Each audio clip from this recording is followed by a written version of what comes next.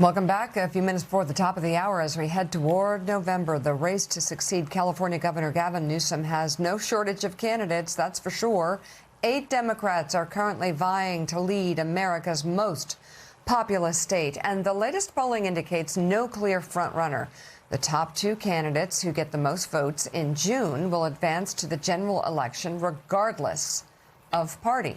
Joining us now, one of those candidates for governor of California, the mayor of San Jose, Matt Mahan, joins us this morning. Hey, Mr. Mayor, thanks so much for being with us. I wanted to get you on because there's so many people that are talking about your candidacy and how they believe it may be a roadmap for Democrats in the future. First of all, I want to talk about the turnaround in San Jose, and I'm wondering, how do you expand that statewide, and how do we expand that nationwide? And why don't we start out with housing, because you've been very effective in making housing cheaper, which is one of the great crises that's really challenging this country. I'd say for younger Americans, but really right now for every American. That's right. In San Jose, we were able to, and thanks for having me on, it's great to be here. We were able to speed up the rate at which we build housing by about 50% by taking the approvals away from the politicians and saying if we've already zoned for it, the planning director should be able to greenlight a project that conforms. We also reduced fees that in many cities across the state add 10 to 20% to the cost of new housing. So the playbook for Californians is we need to actually solve problems. We can't just fight Trump and know what we're against. We need to actually offer real solutions. And in California, there's no bigger problem to solve than our housing shortage and how expensive it is to build housing. So I've really tried to focus on tackling the cost side of things.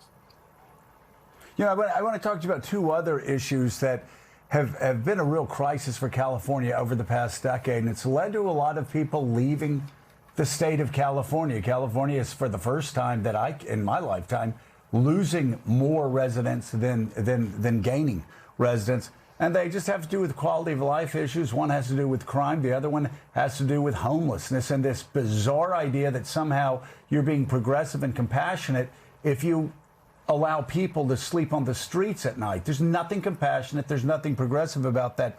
Talk about crime. Obviously, San Jose, from a survey I saw over the weekend, one of the safest cities now in America. I want to ask you specifically, what did you do regarding community policing?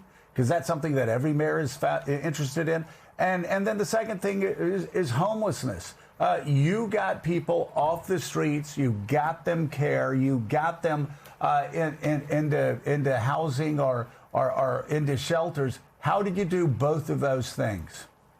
You know, I ran for mayor of San Jose, and now I'm running for governor of California on this theme of getting back to basics. And as you just pointed out, we have this intersection of crime, homelessness, addiction, mental illness, and for too long we've made excuses. We've failed to actually tackle the problem. What we've tried to do in San Jose, and it's worked really well, is we've built basic dignified shelter. We didn't wait to build a brand new apartment building at $1 million a door. We bought old motels and retrofitted them. We bought these sleeping cabins, pre-modular fabricated units that we put on government-owned land. And as we scaled up shelter, we brought people indoors. And when necessary, we use law enforcement to get people into a drug court or a mental health court so that they can get the help that they need. I completely agree with you that it is not at all compassionate or progressive to leave people to die on the streets. We've had 50,000 people in California die outside, mostly of overdose and suicide over the last 10 years.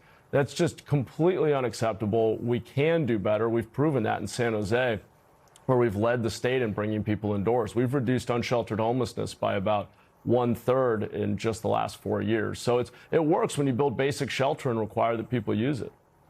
So the primary is June 2nd. It's a very crowded field. We know the state of California, for many Republicans for a number of years, has become sort of a target of jokes or punchline or a warning. Hey, don't let the rest of the United States look like that. Often dealing in mistruths. We also know that the current governor has a pretty complicated relationship with the president of the United States. And the president has liked to target California repeatedly, whether it's ICE operations or threats to withhold funding for political whims. So how would you manage President Trump? Well, look, the governor of California has a very important role to play in standing up for the values of the Democratic Party. And we absolutely need to fight against an administration that has an authoritarian impulse, is making a lot of bad decisions and hurting Americans. And I will absolutely do that. As mayor of San Jose, we've sued the Trump administration multiple times. But we also have to look in the mirror and take ownership of our own policy failures. And unfortunately, our inability to tackle the high cost of housing, energy, address homelessness and crime has been perhaps the strongest ammunition that anyone has given to Donald Trump in this MAGA movement. So while I will fight for our values, I'm also going to focus on fixing our problems. In the long run, I think that the best resistance to Donald Trump is delivering results for the people of California. All right, Mayor of San Jose and candidate for governor of California, Matt Mahan, thank you very much for coming on the show this morning. Thank you, Mr. Mayor. We appreciate it.